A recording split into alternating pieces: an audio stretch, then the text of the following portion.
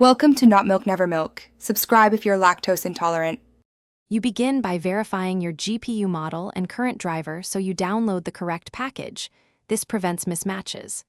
Once done, back up your Minecraft saves and create a Windows restore point to recover if necessary.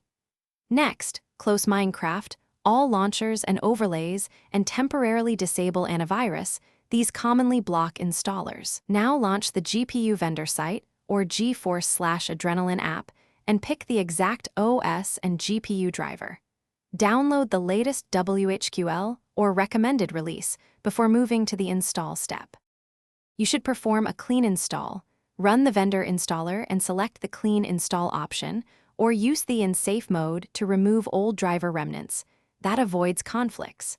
After installing the WHQL driver, restart the system to finalize driver registration.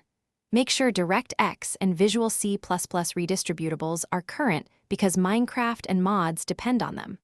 Finally, update the Minecraft launcher or Java runtime if using Java Edition.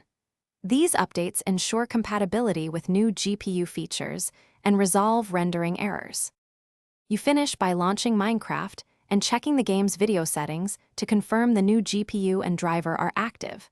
Set the preferred GPU for the launcher in system graphics settings if it uses the wrong adapter. If crashes or stutters continue, roll back the driver to the previous version and test with the integrated GPU to isolate hardware versus driver issues. Make sure to collect crash logs, Windows Event Viewer entries, and GPU control panel logs. These clues guide the next step, whether reinstalling drivers or restoring the system.